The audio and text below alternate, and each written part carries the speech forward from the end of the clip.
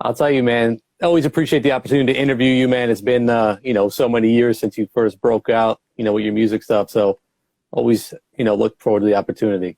Hell yeah, man. I appreciate it too. Seriously, y'all have been showing me love since, man, for a long time. So I truly appreciate it, bro. I'll tell you what's dope. I remember back when you were coming out as Mack Wilds, and you must have had one of the coolest rollouts I've ever seen, because before that you were kind of Tristan Wilds, you had the EP out, but then your team was promoting this event. It was like an unknown artist. Like, we didn't know who Mack Wilds was. I remember being there at the unveiling event and seeing it was you. Like, that was a pretty cool thing, because you never Yeah, it see was events fly. like that. That was dope. It was fly, man. One of the main things when me and Salam were talking about just doing New York a love story, there's always a stigma that's put on actors doing music. And Yeah. we saw a lot of that with the first project that we put out. Nobody would even give it a listen just because it's Tristan Wilds. So after sitting down and putting together some really, really amazing music, we were like, it would implore us to make people listen to it before they get a chance to see who it is. Yeah. And putting that whole joint together, man. I mean, I can't take credit for it at all. That's really Salam and his genius, man. Always. Legendary Salaam Remi. We love that guy. Hmm. Right now, though, it's all about simple things, man. So you were gone for a Yeah. while from music, took a little bit of a hiatus. I'll tell you, when I saw that Mack Wilds was coming with a new single, I really didn't know what to expect. What sound you were going to come in, what space you were going to be in. Man, I think it's super dope. It's more like laid back, traditional, soulful, man. I mean, what made you go that direction? I think I was in a very specific place when I did After Hours, and Yeah, once I finished After Hours, just listening to records and all of those type of records still kind of resonate with me. So we got into the studio one time with my man Anwar Sawyer, who did the production for it. He's like, "Yo, me and my boy Chili, we kind of got this record that we started playing around with. I don't know if you're gonna like it or not." He's like, and he put it on. I think it was maybe like a little bit of the verse. The B section was hummed out. There was no yeah, there was no chorus, and but there was such a vibe on it. It was just one of those joints that was, as soon as you press play, it was like, yeah. all right, from the very first line, that's all chill, man. You know, it just everything just made sense. It Right. connected 200. Yeah. What's great? It's music with feeling. And Yes. it's a timeless. It's not for the moment. It's something that can be played back for years to come. And it talks about love. We don't hear a lot of that in music. Especially in R&B now. I'm glad you went that direction. I mean, talk about the headspace you're in. I guess even in life to make music like that. Talking about deep topics. Yeah, man. I think we are all in a place nowadays where people are afraid of love, man. Love is a dangerous thing. I'm not gonna lie to you. Love Yeah. is something that could, if not used or created or worked on the right way, it could hurt you, Yeah. and almost like irreparable damage if you allow it to. I'm reading this new book right now called All About Love, which kind of helped me or prompted me to really get in the mindset of and focus of this. So that between that, my new marriage, my daughter, just understanding life and understanding what love is, looking back and on what I thought love was and how there was a lot of times that I messed up personally, because you can only work on yourself. So Yeah. just looking on past relationships, things that I've done wrong, ways that I could have been better in love, to just focus on love, man. I, I wanted to do a record that shows no matter what, no matter how toxic or how dangerous we tend to find love, especially in this day and age, there has to be something that kind of keeps you coming back. There's Right. there's always something different about this love. Right. That's deep, man. I love it. I mean, how are you not afraid to kind of go that direction? Because, I mean, so many people are afraid to even talk about this. Is not a diss, obviously, to anyone, because No, music of has course not. evolved and changed. Even in the time since you've been out, man, music has changed so much Yeah. in a crazy short amount of time. So how are you afraid to kind of go against what everyone else is doing, and just follow your heart and follow what's true to you. Whew. Again, I have to blame Salaam for that. You know, when we first did New York: A Love Story, Yeah. we did that record on to go against the grain on purpose. You know, it was very purposeful for making a record that we felt felt like New York. There was, at the time in 2013, if you remember, there weren't a lot of artists in New York that were making music that felt like New York. What we all know New York to feel like, as gritty, as rough, as, Yep. you know, as fun, as everything that New York is. There was nothing that Yeah. anybody was coming out with, to me, that felt like that. And me being in Los Angeles shooting 90210, I would always be looking for my little piece of New York. And then Salaam living in LA as well, trying to work on new records. Yeah. He's trying to figure out what feels like New York, trying to put New York records on artists. People aren't connecting to it because that's not what they want. And he's like, yo, I just want to do something that feels like home. And I said, me too. Yeah.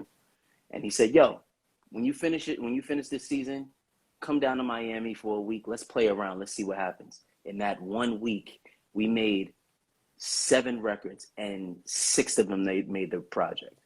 Wow. Shout out to Salaam Remi, man. That guy's a musical genius. You guys make magic together, man. I got to mention Home Vacation, which you put out last year with Salaam. Now, that's another special record, just like right during the pandemic, and it's like feel good. I just wish it was like a couple minutes longer.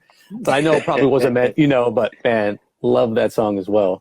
Thank you, man. Even that record, you know, shout out to James Fauntleroy, my big brother. That was one of the records that when it literally, when it came in, and James has this, if anybody knows James, he's really to himself. He likes the stuff that he likes. Yeah. But we connected because of the anime stuff and just growing up the same way and how our minds move. So he's always like, okay, I'm gonna send this record and I don't know if you're gonna like it or whatever. Man, as soon as I press play, woo, Yeah. I was like, man, it just ripped me apart. So yeah, listen, that man, it just connected. And I remember during the pandemic, me and Salaam were just talking about where we were, how we felt about everything, where we felt the world was. It was a really scary time. And one of the things that we both kept saying to each other was like, yo, the world just needs a little bit of love, man. Like, Yeah. people just need to remember what home is, what home feels like. Because a lot of times we've gotten caught up in our worlds, running around, doing whatever. And the pandemic made us sit down at home, and we have all forgotten what this was, what this is supposed to be, the home base. Right. And he's like, yo, we need to, like, you remember that record that we have? He's like, I think we need to drop this just so that people have that feeling of what home is supposed to be. I said, you're absolutely right. So love it, man. Love that one.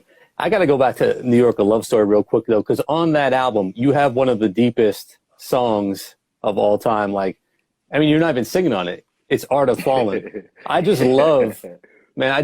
First of all, the production is just so like airy. It sounds like you're floating through the clouds. The clips, the audio clips, it just makes you so thoughtful about love and life. And then your verse, man, it's just so thought provoking, man. I just love that song. Thank you, man. Yo, even that record, and I think I just saw Salaam sneak in here. Shout out to Salaam Remi. Yo, I remember when we were working on, we were like finishing up the record. We were finishing up the album. Everything was damn near finished, literally all finished. And there was just something about this one record that it kept speaking to me. I wasn't hitting it the right way. Like, the things weren't connecting the right way. I went to sleep, had a dream about it, came to the studio the next day. Salaam was like, yo, this is our last day at the studio, Mac. Yeah. You need to figure it out today, or whatever idea that you have is going out the window. It's a wrap. Yeah. And I remember sitting there with the engineer, with G, and we're talking, and I got all of these sound clips. I asked a bunch of people different questions, and I'm like, yo, okay, let me think about this. I was like, yo, G, can you put this here and flip this here and maybe move this around. I was like, yo, I got an idea. I'm gonna just go in there, wrote a verse real fast, and spit, and literally just spit what was on my heart about what I thought about falling in love and how dangerous it is for a lot of people who oftentimes are broken. So Right. it's yeah, it's a really, really real record. And I remember Salaam always does this thing, right? This is, he likes it. He's not the one that's gonna gas you up or be like, yo, this is fire. He like, he'll sit back and he'll do this thing with his fingers. He'll always, like, he'll rock. If he's doing this thing with his fingers, he's like, and then the song will drop, the song will end, he'll be like, all right, cool, let's put it on the album. And like, that was it. That's how you know it was good. Like, literally, that was it. Oh man, that's the best. I love that. I love that last. That's one of the last audio clips where the guy's like, "Love, that's a dangerous mother effer." That's real though. That's real. It's real. So, wait, take me back. Look back on your career for me real quick. And I know the answer to this question I'm gonna ask you, but like, honestly, in my opinion, I study the music industry. I listen to so much R&B. I've seen so many artists come out. I really feel like the rollout was set for you to become like one of the biggest stars in R&B. And this is not to say you've not achieved that star status or anything like that, but like, you could have literally been the face of R&B. And I know why. I mean, I feel like I know why personally in industry politics. But like, I mean, how do you look back at your career and see it has it progressed? Are you happy? Do you think it could have been a lot bigger? Like, how do you view it? I mean, I think we always look back on the shoulda, coulda, wouldas. Yeah. But I try not to get caught up in that anymore. I know what we've done, and I know what has been done wrong, in my opinion, and what has been done right. And I think now we are all at a place, the entire team, where we want to just continue to make really, really good music. Yeah. Where it's undeniable. There's nobody who can say anything. There's no argument about anything. It's literally just good fucking music.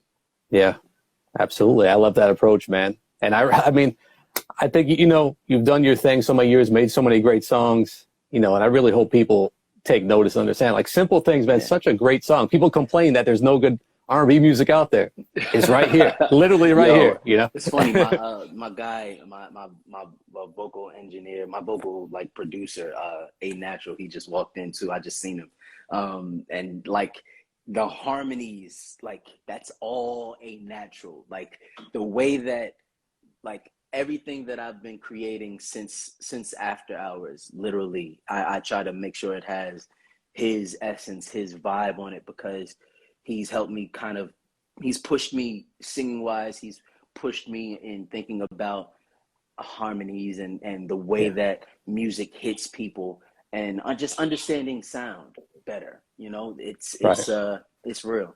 It's real. Dope.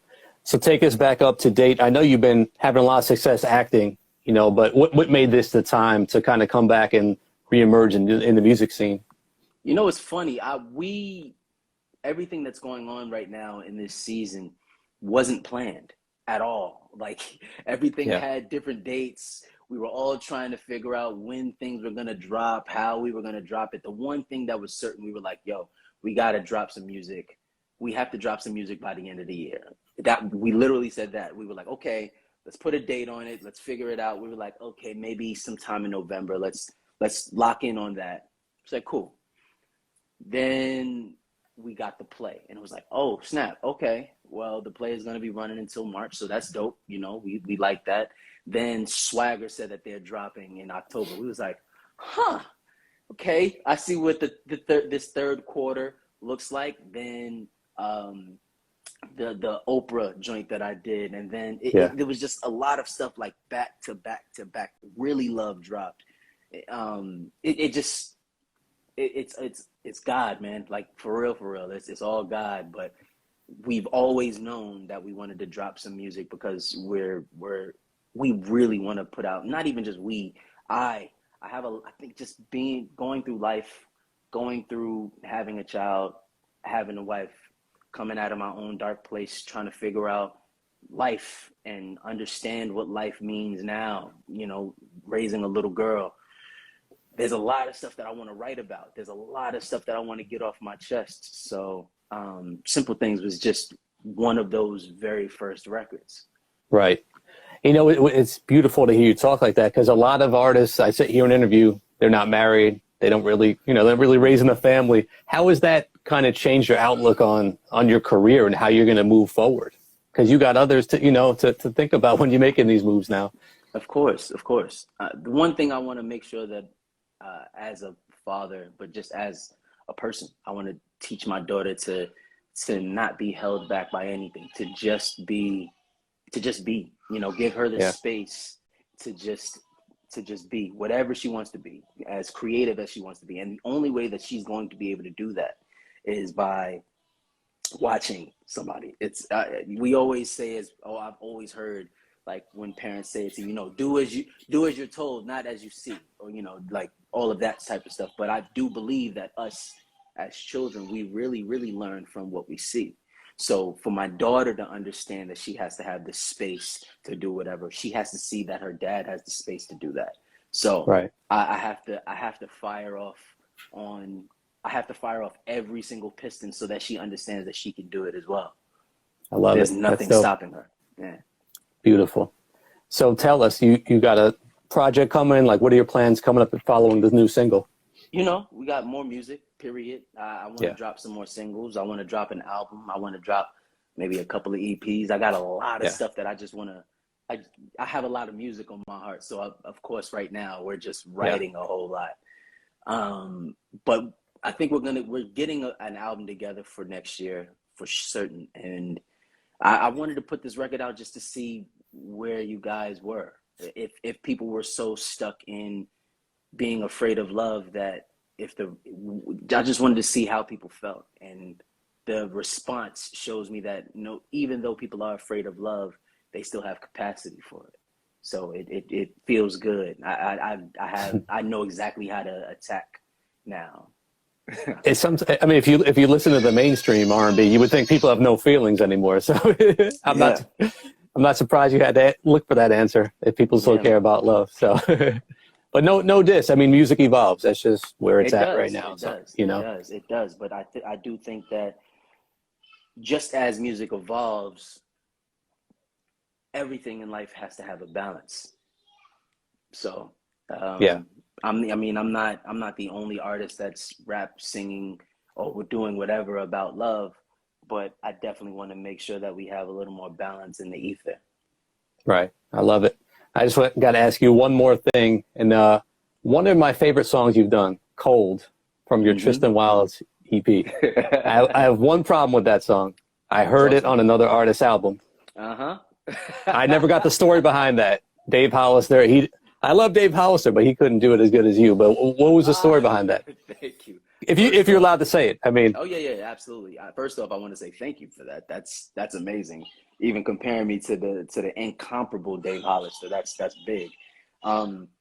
So on the first project that I released, which was Remember, we dropped a few songs. I think it was like, if I'm not mistaken, it was like 5 or so. It was a few songs. Cold was one of them. Yeah. And my big homie Warren Campbell gave us the beat for it. We rocked it out, did the whole 9. We killed it. And ironically enough, that's the record that Salaam heard. That I was before that. I've known Salaam for years before that, so I would play his records. He'd be like, "All right, that's cool. You just read the Salaam joint." But when I played Cold, that was the first time I got the finger joint, and he was like, "Oh, okay." He's like, "Yo, I want to rock. I want to see what you could really do, because this is different." Yeah. So years later, after we did Remember, I get a call from the guy who I wrote it with, Juan Winings. That's my big brother, Juan. Shout out to Juan. And yes, that is Erica Campbell's husband, Warren Campbell. That's my big brother. Yep. So he said, "Yo, Warren just hit me. He said he's in the studio with Dave Hollister. Dave Hollister heard Cold and he wants the record." I was like, "He wants a record that's already been out?" He said, yeah, Dave said he doesn't care. Dave wants this record, like, right now. I said, all right. I mean, how do you want to do this? He said, bro, let's just sell it like it's a regular record. I said, Yeah. run it. And yeah, that's how it went down. That's crazy. I remember playing that Dave Hollister album, and I did not expect to hear that track come on, just out of nowhere. But man, I love your version. That was like the song that originally put me on to your music. And I was like, oh man, we got something here. Thank you, man. Dope. But not going to take up much more of your time. Anything you want to add before we get out of here? Hey, man, just not only you, but everybody, man. I appreciate you guys for rocking with me for so long, man. And I think I take breaks here and there just to kind of get new perspective, get new things in my body, so that I can give you guys some new stuff that is going on in my life. So yeah, there's a lot that's coming, man. I promise I won't let you guys down. We got some real fire coming, man. Dope. And I don't know if I ever told you this, but Camouflage, man, that is one of the best songs I've heard in like years when that came out. Oh my good. And I talked to Salaam about it too, and he's like, oh, that was just we just put that out there. I'm like, what? You got it. That was one of our throwaways. We were just like, yo, let's put it out, see what it does. Yeah, man. Oof. Camouflage was such a great song. Yeah. Absolutely. But Mack, thanks so much for everything. Thank you for coming back and making great music. Can't wait to see what you got next, man. You always got our support. We're here. So thank you, man. Thank you. All right, man. Take care. Man.